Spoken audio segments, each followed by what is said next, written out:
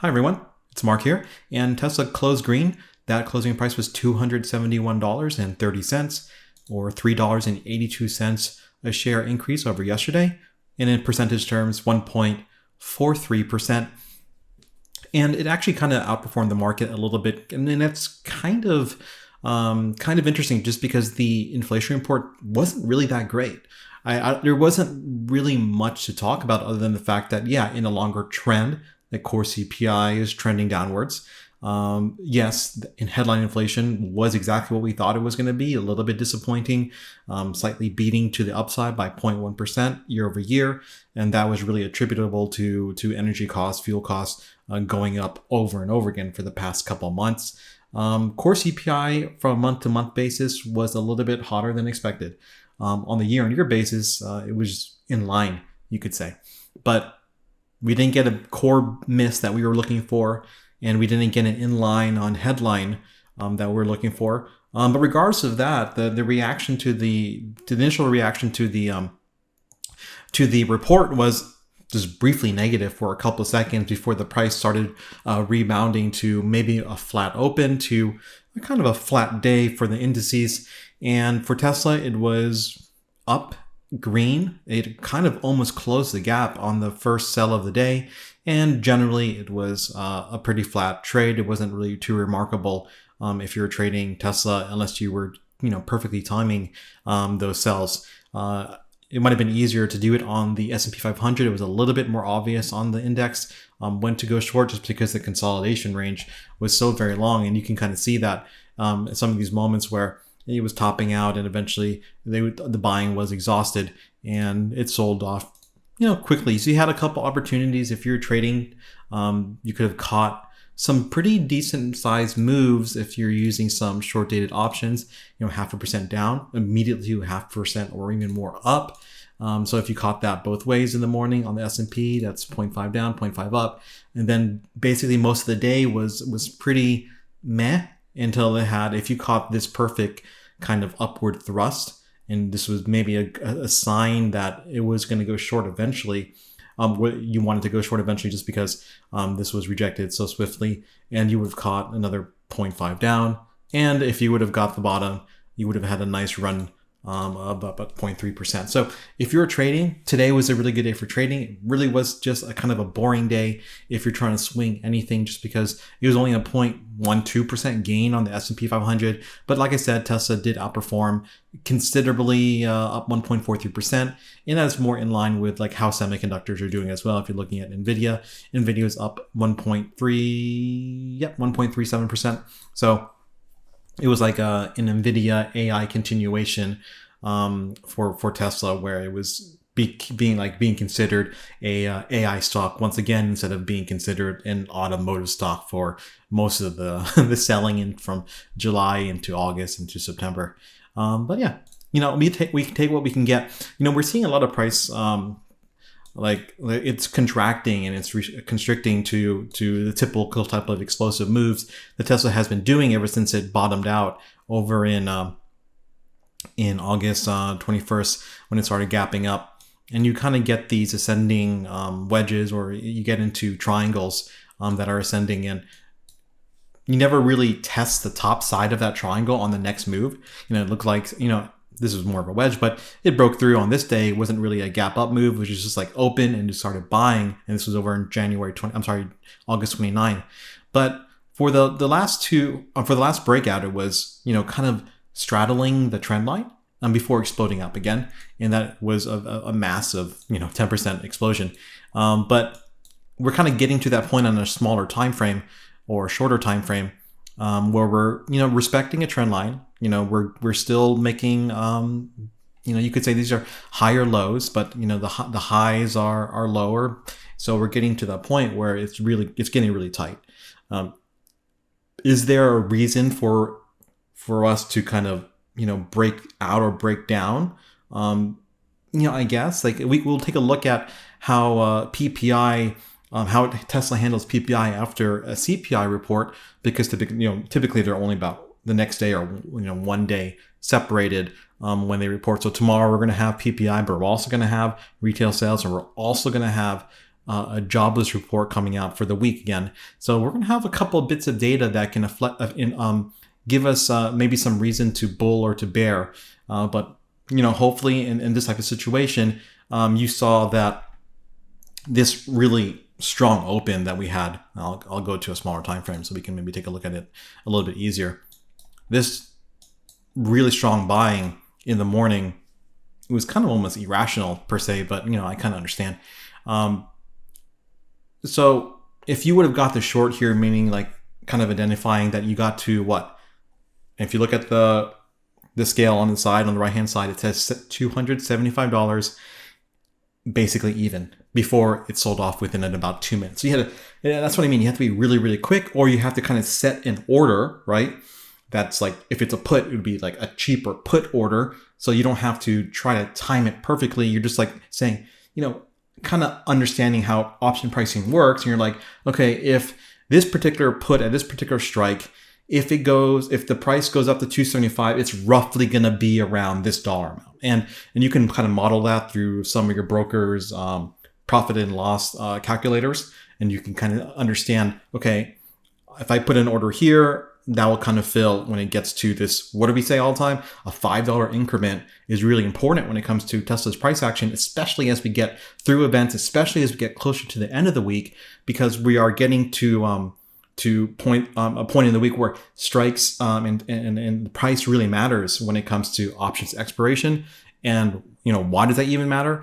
That's going to really matter a lot this Friday, because it's going to be this month's Operation Expiration Day, or OPEX, where the SPX has expiring options. So that's going to be really important as we get closer to Friday. And of course that quote unquote max pain is going to evolve as we get through tomorrow's action.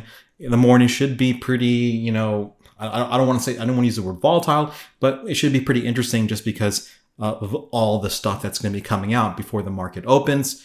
And like I said, we'll take a look at the action for PPI very shortly. But yeah, so if you saw a 275, I think that's a really good opportunity to go short. I opened 2 shorts at that time. It wasn't a perfect entry. I want to say I got in around 274, and I had a couple puts. I closed one put out and destroyed the other. That put's going to be my hedge for the week. And when we got to the bottom here, and this kind of makes sense because when Tesla wants to look a little bullish, it doesn't really want to close the gap. And you can see a lot of examples when we're rallying really hard that it will threaten a gap close and it will kind of just like maybe try to find a base on the top side of the gap, kind of like what it did here. And there was a lot of action there. But eventually it based and started going back up.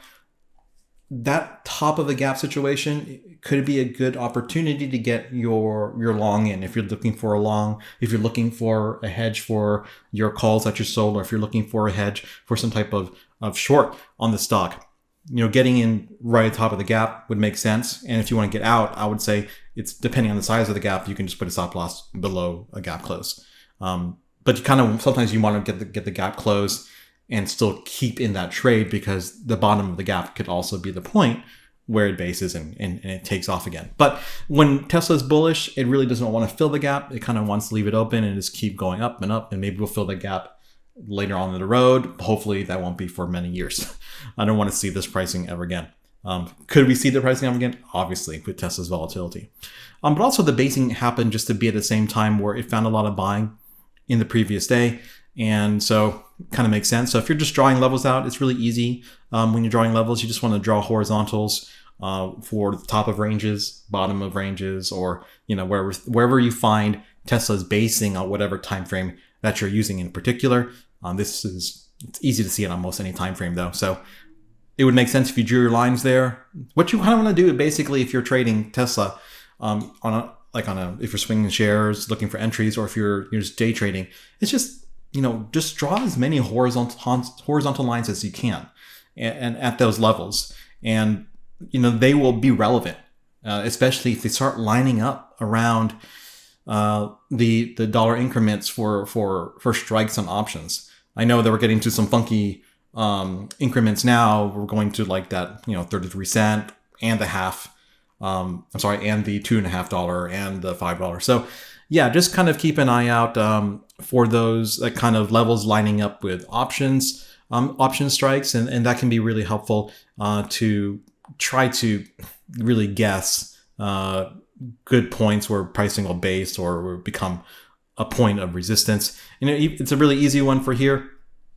Let's go back to a slightly larger time frame. So we drew a horizontal yellow line, and that just happened to be a peak of pricing that happened to be around $272 and like $273. And we just drew that line from many weeks ago. And you can kind of see how it is slightly relevant to even today's action, even yesterday's action, where when it gets to that point, you can see it becoming a point of resistance and it's selling off. And at the same time, today, it becomes a point of major resistance, like kind of getting to the point where when it finally did kind of peak through, it was basically a signal to be short the entire rest of the day. But yeah, so horizontals a little bit more important than trend lines and diagonals really. But the diagonals kind of are meaningful in the relevancy of the last couple of weeks, where these diagonals are actually pretty well respected given enough time. But I wonder, with a couple of days of trading, just 3 or 4 days, I wonder how this is going to work out. It could be a bullish thing, obviously. So what would the bullish thing look like? It's just simply a gap up and just being bought up until around 280. That's essentially what we want to see when it comes to a bullish response to PPI. Now, what would it look like if it was to be a pretty bearish move? I think, if there was a lot of options sold last week, they're really going to want to try to get under 265 at the very least by the end of the week. If there's an opportunity for them to do it just based off some type of story that they'll react to tomorrow, then, maybe a gap down. That gap down would be something like $268, and then trying to get to 265 as much as possible. Something like that. That would make sense from the idea of the type of options that are out there right now, how much interest there was around the 260 to 265. When you look at the puts, there's still a lot of open interest below our strike price. Sometimes typically you see at the money puts start escalating and start increasing as we get closer to the end of the week, as they get more affordable. And but there's still a lot of just because we gapped up so much, right? We gapped so much on a Monday that all the puts that there were kind of all the open interest at around 245 to 250, 260, it kind of makes sense, right? Because most of those were in the money as of last Friday. But that's something you can look for. We don't really know how the market is going to perceive all the news, because there's so much different type of news that they're going to juggle at the same time and coming out at the exact same time, 8:30 a.m. Eastern. So look, we can't know, but when you see the move happen, I honestly would be surprised with some type of flat movement. It's going to have to go. I think this is where it's going to go either way, up or down, in type of slight gap, either direction, and continue that direction, depending if the news is bad. Because honestly, CPI wasn't that great. Let's go over to the news and just kind of look at what the CPI was, where it came in at compared to expectations. And you can see, if you weren't here for it, the market and the news and the mainstream media didn't really like it all that much, saying that this is like the highest increase in inflation in a year, and it in both core and headline beat expectations. Yeah, I mean, they're right. I mean, I don't think it's that great. I was honestly surprised Tesla was green. Let's be honest with you. The consumer price index rose 0.6% in August. It's the biggest monthly gain of 2023. So that's a month-to-month comparison from last month to August, July to August. That's the biggest month-over-month increase. And the overall headline for the year-on-year was 3.7, where most of the people are at 3.6, some at 3.5. I think there were like 2 people that we saw yesterday at 3.7. Core CPI rose 0.3 month-over-month against the 0.2 expectation, but the year-over-year was still 4.3. And like I mentioned as well, most of these gains in inflation on the headline were energy. 10% of the surge was attributable to gasoline costs. Man, it makes there should be some type of relationship there when like gasoline increases in price. that Tesla sales should increase. I wish it worked that way. But yeah, so that's what CNBC says about that. Let's look at the CME Fed Watch tool and kind of understand how the market is pricing in hikes and overall bets on the terminal rate for the Fed funds rate. Now we can see that the rate hike next week is basically just not going to happen. So there's no rate hike next week, most likely. Even with the slightly hotter CPI report and the more in line, but maybe a little bit hotter on the core CPI, the bet for a no hike actually increased a little bit. Now it's 97%. So basically you can say we're not going to have one next week because inflation, even though slightly hotter, it is mostly in line. And, the gasoline thing hopefully can resolve itself soon. Maybe not though. Let's look at the November meeting. So the FOMC meeting after next week's is going to be in the beginning of November. So we're going to have like 5.5 weeks of no FOMC. So that could be a nice vacuum to eventually find a bottom in the market and rally for about a couple of weeks into sometime in October. But right now, it is 51% thinking that there is not going to be a hike. And in contrast, yesterday, it was 55.8 thinking that there wasn't going to be a hike. So the bets on a November hike have slightly gone up a little bit from 41% to 47%. And that can also evolve over the next couple of weeks. There's a lot of people saying, like JP Morgan is saying that they're basically betting there's not going to be any more hikes for this cycle, meaning that we're going to cap out at around this 5.5%. And there's a lot of other players that are thinking that too. So it's a possibility. As these bets start firming up, as the weeks go on, and if you start seeing on this survey that the no hike bets are increasing, I think that's just basically going to go along with it, an increase of the value of equity. You can also start seeing yields start tapering off a little bit. That would be really helpful as a tailwind to stocks, and especially rate sensitive stocks like Tesla. So tomorrow we're going to have PPI. So 8:30 a.m. PPI with the expectation of 0.4, 0.2 month over month, and initial jobless claims. Like, who knows? I mean, honestly, who knows what this is going to be? Like we said, every time we talk about initial jobless claims, we always want it to be a little bit higher than expectation. If it's going to be expected at 220, 230 would be better for the market as a way to kind of signal to the Fed that jobless claims are increasing, unemployment is essentially increasing, that you don't need to keep hiking rates. Obviously, if you just talk to your average everyday American, things are really, really tight when it comes to having just money just to buy. I mean, literally anything from food to expensive items like cars and homes. No one can afford anything. Rates are too expensive. People's credit cards are maxed out on the highest interest rates on credit cards in history, basically. And they're going to have student loans. The moratorium is completely over. So people are going to have to start paying. People are already talking about people not paying for the student loans. But there's kind of an inverse relationship here where, when there is no student loan requirement, and when it doesn't need to be paid during that deferral period, you can see how there's more interest from retail in the stock market. Something to be aware of as people start diverting funds away from investing or from trading, that's going to be being paid for the student loans, which can range hundreds of dollars a month.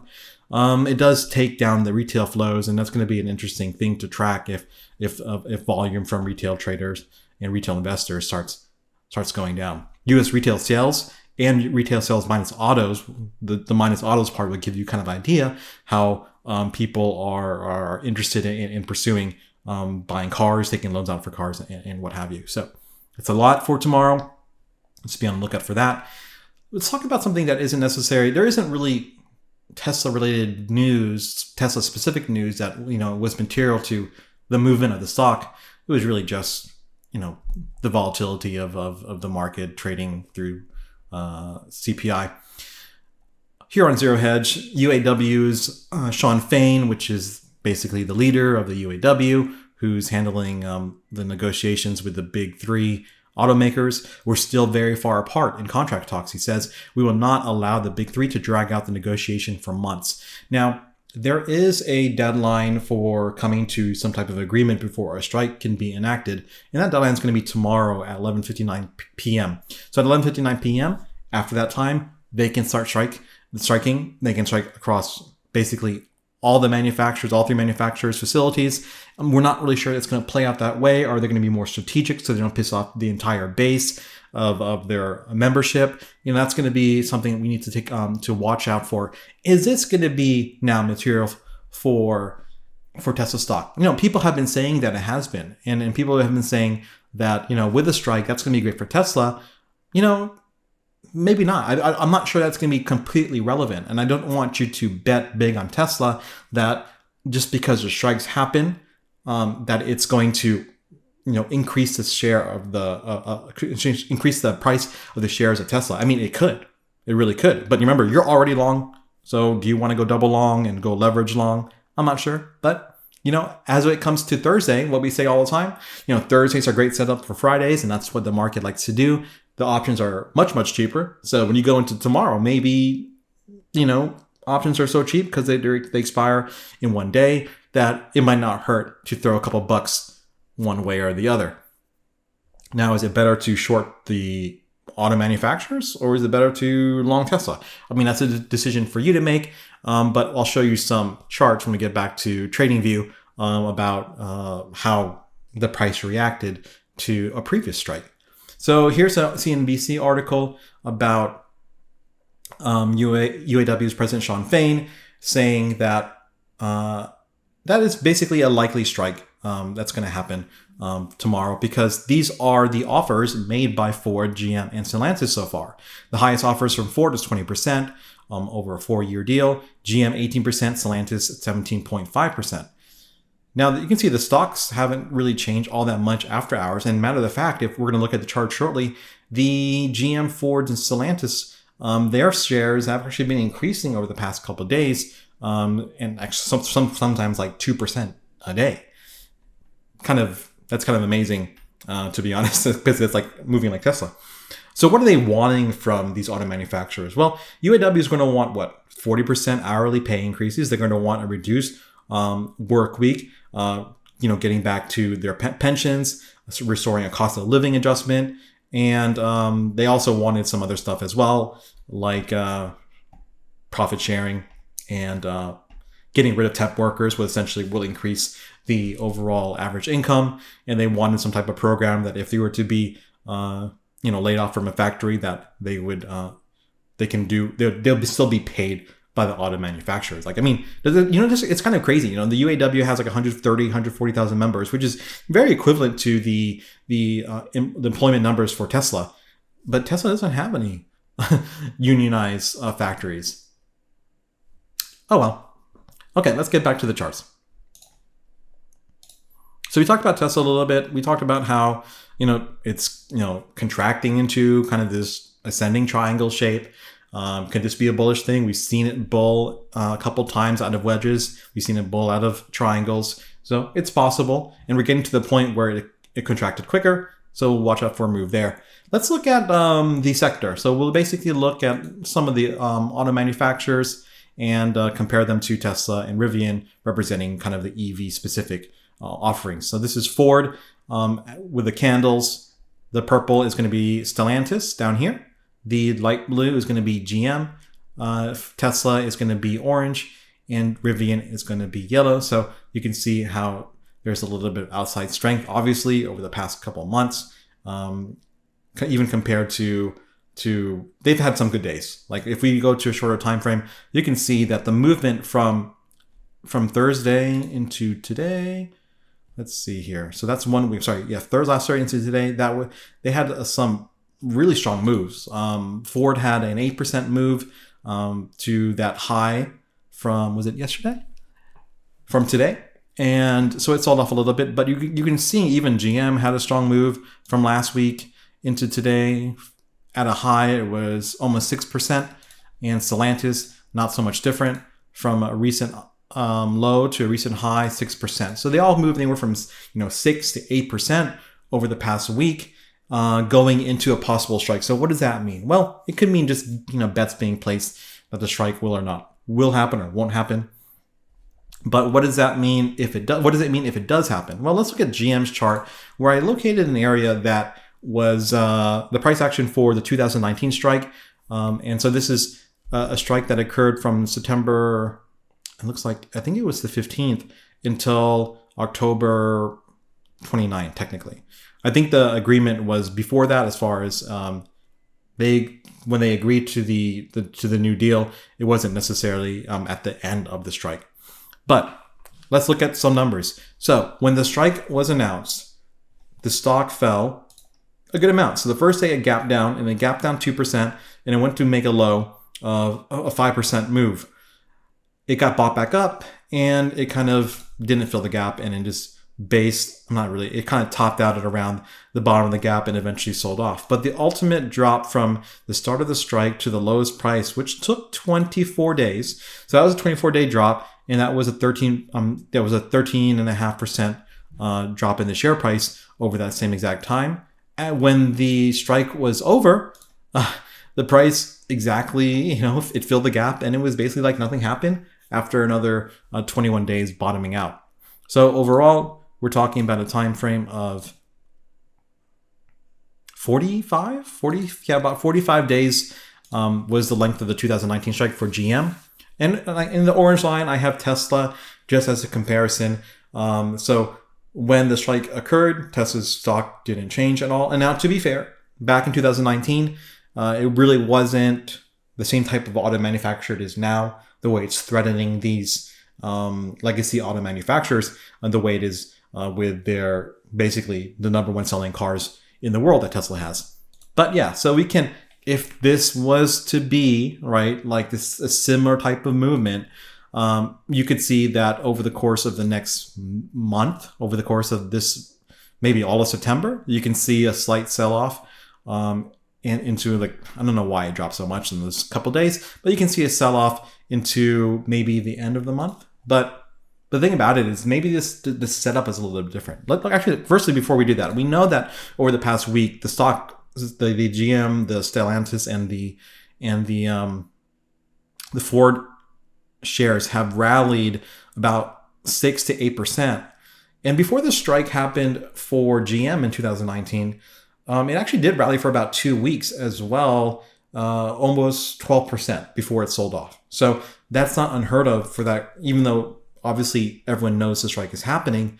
It does get bought back. It gets bought up a little bit before the strike actually is approved and actually starts.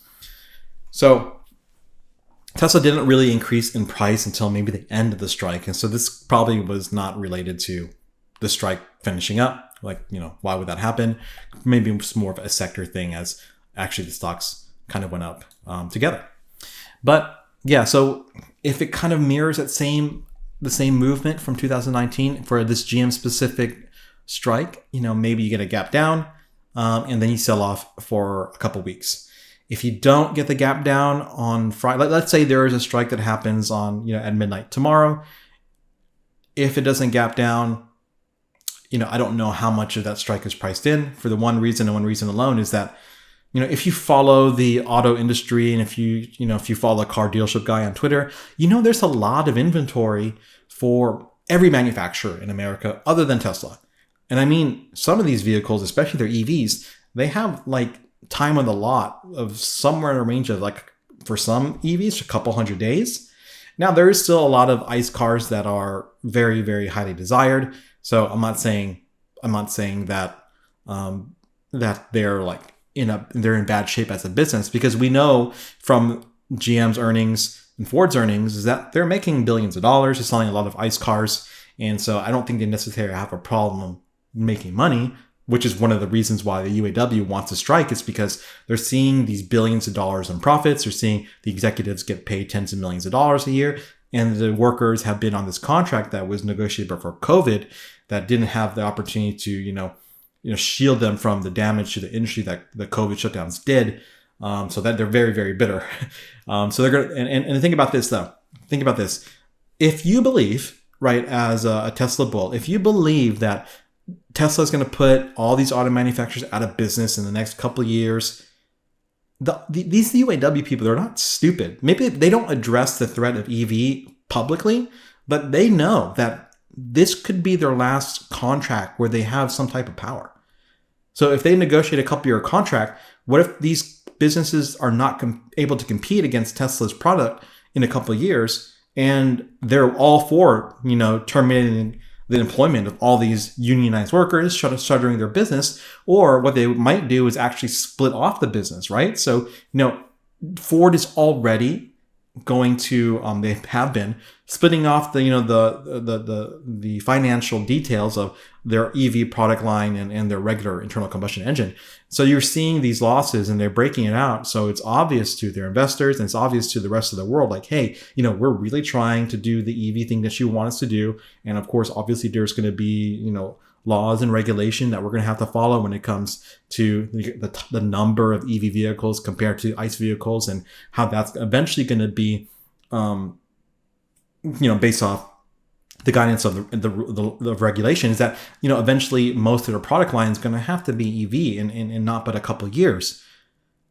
So what, the best thing they can do is, get to the point where the business is almost like financially not viable, and then start breaking off the business into pieces, taking the EV business and actually running that on its own.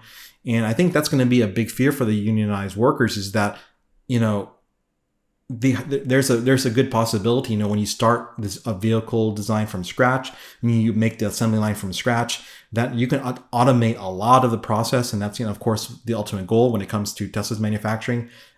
That's going to hurt their ability to have any strength in negotiating with these auto manufacturers, the union. So this could be their last contract that they can swing hard for, and maybe it's only a 4 or 5 year contract, and then after that period is up, the condition of Ford and GM and Stellantis could be much more dire than it is now. And actually, it's not dire other than their EV divisions. They're quite dire when it comes to profitability, but they're still profitable companies. So this is something to look out for, and you can kind of track this. Like, Ford is traded on Robinhood's 24-hour market. So I would say, you can take a look at midnight. If there is a strike, you can kind of see the reaction to the stock to see how much is baked in. There might not be the same reaction. Maybe it doesn't sell. Like, if you look at Ford's chart on a long time frame, you can see here that it's actually just, it's really at the bottom of the range, and it's really just not that impressive. I think we talked about this a couple of videos ago. So it's not like the stock is doing all that great. It had a couple nice days, but you look at the big picture, it's really off its highs. It's like Tesla off its highs, right? It's down 50%. So basically it's like Tesla, right? So there could be a lot of this baked into the price, and it also could be a good thing if there is a shutdown in manufacturing for Ford. Because number one, they don't have to worry about, really paying these workers. And number two, they don't have to be making a bunch of cars, because GM, Ford, like I said, their time on the lot for a lot of vehicles is quite long. They have inventory, and there's a lot of maybe logistics problems with getting that inventory sold. There's maybe some demand problems with some of their EV vehicles, but they made a lot of cars. And there is a lot of cars that people can buy if they really want to buy one. And especially with higher rates, it's not like people are just, not everyone is buying cars. I think loan origination is probably at its lowest in history. So maybe this is great for the auto manufacturers. They don't have to make any cars for the next 1 to 2 months. I don't know how the market's going to perceive it, but from the executives at these auto manufacturer companies, maybe that's okay. So don't necessarily be surprised if the action is different than what you might imagine it. But yeah, I guess we'll see. Another thing that's affecting the markets is going to be, of course, Apple. Apple didn't really have a good couple days. It's really threatening to fall through this level. And getting, where does it stop? Like, a lot of people that I know like the 170. Like, they like the 170 mark. But I think there's a lot going on with Apple that could really drag down the stock market, because it's such a big weighting. I think Tesla's been really resilient in the face of Apple's China issues, but we have to realize, and that's something I wanted to talk about, the China issues that Apple is facing it could be really no different than what Tesla could face if the Chinese are really hampered by this administration's trade sanctions. And we've seen them kind of deal with it, with this new Huawei chip that was in their new phones being rather advanced. I don't know. I'm not a chip guy, so I'm really not sure. But if people say that the exposure to China right now is a risk, and we know that Tesla really needs China to manufacture the cars, and yeah, it's also a market where a lot of Chinese people like owning Teslas. But when it comes to kind of the FUD that the Chinese government's putting out on Apple phones, saying, "Oh, Apple phones, there's major security issues at hand," and obviously that's just not true. There's no real security issues. If there's someone that can protect your privacy, it's going to be Apple. It's not going to be the Chinese government. But they really want their companies to do better in that higher end phone market, and you're going to see basically it's not uttered in actual words, but the nudging of their population and the consumer in China to buy Chinese made products for the sake of Chinese companies who are in really bad spots right now when it comes to just trying to stay afloat in an economy that is GFC like. If you go back to us in 2007, 2008, that's China now. And they haven't pulled the trigger on a bailout style that George Bush and Obama's administrations really went for when it came to rescuing the economy and eventually saving the individuals that are just like you and me, your average ordinary citizens of the country. Yeah, I understand that they did save the banks first, even though some didn't need it. But besides that, the stimulus that they put out was very, very pricey, and it was very pricey to our debt. But the thing about it is, China's GDP over the last couple of years is really some type of kind of an internal, internal spending on infrastructure, on housing, and it really wasn't a material strengthening of the economy in any real notable way. And you're seeing the evidence of that now, where the government's very debt laden, and taking on more debt to bail out the economy would be a tough pill to swallow for the Chinese. But regardless, Tesla still has that Chinese exposure, and if there's cameras all over a Tesla car, and we already know that when it comes to Xi Jinping, he doesn't want to be anywhere near a Tesla because he doesn't want to be recorded by the cameras. And what if he stokes that fear, or uses that kind of that bias to create legislation or to create decrees where Teslas are not favored vehicles anymore because it's not patriotic. Buying Huawei would be patriotic. Buying an iPhone would be not patriotic. And when it comes to an average citizen in China, they're going to be in line because the consequences of not falling in line and with the central government is going to be really drastic. So just be aware that we can look at Apple and say, look how Tesla's outperforming Apple, and yeah, it's outperforming Apple a little bit, and that's not untrue. But the risk, the international risk, is still very much there, and you don't want to get a headline with Xi Jinping says no Tesla could be at any local government facility, no Tesla can be driven to a state-owned company's parking lot. That would be a direct correlation with how Apple is being treated. And look at how Apple stock has responded in light of that, and of course in light of maybe how the market perceives the new offerings of their phones and watches not being all that innovative, or the ability to produce more sales, and they're not charging more money, so maybe they don't have pricing power. And you're seeing the stock pay the price for that, being off the highs, some in the range of over 12%, which is a lot for Apple over a period of a month, just because it's not Tesla. I mean, Tesla will drop 12% in one day, it'll go up 10% in one day. It's just that this is Apple. This is the basis of everyone's retirement and pension. This is this is a stalwart in even Warren Buffett's in holding. So it's going to be interesting. Hopefully the tensions with China start, I mean, especially when it comes to Apple and the semiconductor kind of, trade war stuff, really starts getting, the rhetoric gets toned down, and the stance on the ability to export goods to China. I don't want to say we need to soften them. I'm not trying to be like a pro Chinese communist government. I'm basically saying that it's hurting a lot of our American companies too, right? The ability to trade all our semiconductor companies, we can't really trade in the same way that we used to. But on the other hand, it's more of a national security type of interest, and you can kind of respect that as well, as far as trying to stay ahead in the AI race and not enable type of weapons that could use advanced type of technology from being used on our quote unquote friends or allies. But thanks so much for listening, guys. Tomorrow, we just let it happen. I mean, no one can really guess what's going to happen. What we're looking for is slightly higher jobless claims. We're looking for PPI basically to be in line. I mean, we don't want to see a lot of Chinese style PPI deflation. Just you can miss a little bit and it'll be fine. But I have no idea how the market's going to react. I just know that OPEX might be a little bit more important as the day goes on for Thursday. So do watch the contracts.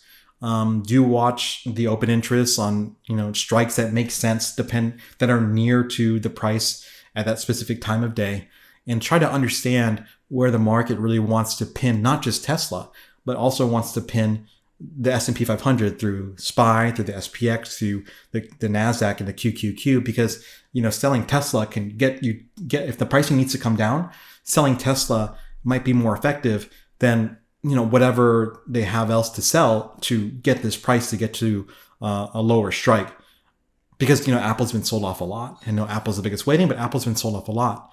So if Tesla's green and then let's say Apple's flat, then selling Tesla would get them down quicker to where they need to be. So just be on the lookout for how the options are really being traded for Friday, when you're trading on Thursday, or if you're watching the market on Thursday, or if you're looking for entries for longs or short tomorrow. It's really going to be OPEX driven after the volatility, if there is any, from the data drops in the morning and after the open. Oh, and I almost forgot. Let's do the comparison for Tesla stock between CPI and PPI days. And so we can just maybe try to learn anything for what price action could look like. But really, it's going to be depend on the actual data. But we'll look anyways, just for fun.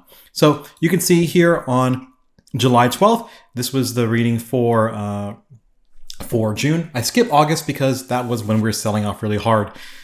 So it doesn't really make sense to really look at that because every day was down over and over and over again. So, well, on PPI on July for the June report, you saw a gap up that was sold off. Kind of, we didn't have a gap up like this, but we were bought up in the morning. We sold off a little bit, and eventually we settled. And overall, it was still a green day from the about 0.7%.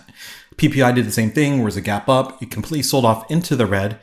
So it was kind of an intraday move of 1.5%, but eventually that was bought back up after it kind of did a double bottom. And so you can maybe look out for some type of reaction that's very positive, that gets sold off like it usually does in the morning. And maybe you can find some buying towards after lunchtime. And that could be one way to see the action if it develops in a particular way, like the July for the June report. In June for the May report, so in the CPI, it was gapped up. It sold a little bit, didn't close the gap, which is kind of like what we want to see. And it got bought back up for the rest of the day. And it was a pretty decent day for Tesla. That looks like it was almost 3.5%. For PPI, it gapped up. It sold off into the red a little bit, which was like a 2% move from the high. But it based at the same low from the day before. And it got back up into the green. And in the afternoon, it sold off really, really hard, but eventually kind of closed just slightly red for that day. So it looks like the action could be so far what we're seeing is PPI, if it's received well, gap up, it gets sold off. then it gets bought back up again towards lunchtime for East Coast people. Let's look at the May report. Sorry, the May results for the April report, and let's see what we got here. So CPI was good. So it was a strong gap up, only to be completely sold off throughout the entire day. And for 4 hours, it bottomed after dropping 4.3%. And that, of course, was red, which would have been red by about 1.5%. And it found a base, which was from the low from the day before. So, price has some memory there. And it kind of just ended flat for the day. And so PPI had kind of a slightly negative reaction on the next day, and it was lower in the morning and slowly got, bought back through the entirety of the day. And in the close, it went up really high. Next day, it gapped up, completely sold off, and kind of respecting a level. So you can see how horizontal levels can be pretty important when it comes to price action. It's definitely respecting that particular 166 price. Let's look at the next example. So this is going to be in April, which represents the inflation for March. And this was a strong response to probably a good report, in that was sold off by 5% throughout the entire day. And eventually that overall drop from the intraday high was very severe, 5.78%. Next day, PPI, it gapped up and was bought through the entire day. And looks like after 1-ish, it was kind of flat until the close. The next day, gapped down, and it was slightly red for that day. But now the context matters, though. This was during that consolidation during spring. So the consolidation maybe not so great for the price action, which would eventually have sold off, and that would have been pretty bad. Okay, so I forgot to, I guess, highlight the PPI for the CPI. So here's the CPI report. This was in March, and you can see it was a gap up, then it was bought up, and then it was kind of, trading in a range for the rest of the day. Slightly faked you out at 3 o'clock and had a nice finish, which ended at the top or the high of the day. So you can see how horizontals matter. PPI was it was a sell basically all day, maybe. And that was about 2.2%. It kind of double bottomed. And by the end of the day, I would say it was mostly flat. So there's no strong pattern based off CPI being or the performance of the day for CPI being kind of green and flat. There's no correlation for some type of performance and price action for PPI, because of course it's definitely dependent on the PPI results. For here in February, representing January's inflation, it was gapped down, it was bought up, and pretty much bought up the entire day. A PPI was 1 day separated, and it gapped down, got back up, and sold hard throughout the day. That intraday drop was 6.8% on Tesla. Now, once again, context kind of matters, because eventually this would have marked the top for the stock, and for that period of time, it would have sold throughout the entirety of the spring, because that was a rally from the lows in end of January? I'm sorry, end of December into January. This would have marked our low. So that was basically the top. And so, context really matters, because in our situation, maybe it isn't. We're not at a top, and maybe we're at maybe the beginning of a nice bull run. We don't know, obviously, but here's an example of a CPI and PPI report during what would have been an uptrend. This was actually at the beginning of the year. They're representing December's inflation report. So it was received pretty badly. On the CPI day, it gapped down 4%, sold off to 6.5%, and was bought up the entirety of the day to close slightly red, which would have been an amazing trade to capture. You would have captured almost a 6% move from the low, and it was about 0.8% down for the day. This again was 1 day separated from PPI. PPI was received very well, and unfortunately, that was a 4% gap up, but it sold through the entirety of the day, 7% from peak to trough, and only slight buying into the close, about 1.8%, and it's what ended quite red for PPI. But eventually that would have still been, you didn't know it at that point in time. You probably would have said to yourself like, oh, this is like a UTAD where we are selling off and this is the top for our small, couple day run. But in reality, that was just going to be the beginning of a very strong run throughout the entirety of the month. And so context matters. And we can't, even if PPI was to be bad, this proved that it didn't really affect the long-term trend. And so it didn't make a low. It didn't even fill the gap from the gap up from the day between CPI and PPI. So there's no strong correlation of price action between the days. I would say, it's just going to be really data dependent. It's not going to be really reflective of how the price performed on CPI. But it's interesting to look at, and it can kind of give you an idea of how it could work as far as you can see a lot of times when it gaps up, it kind of just sells off. And I mean, that's been kind of the modus operandi for Tesla anyways for the past 2 months. So if you do see a gap up, or if you see strong buying in the morning, it wouldn't hurt just to give it a stab, a little bit of a short if you feel so inclined to do it. And when do you take your shorts? $5 increments, like we mentioned, that would have been relevant for today. And it would have been relevant for almost yesterday. Well, a little bit off, 278. But yeah, you had 2 minutes to do it anyways, though. So you got to be quick when these sells start to send the stock to the lows of the day. Okay. Thanks so much, guys. Appreciate it. Have a good night. Bye.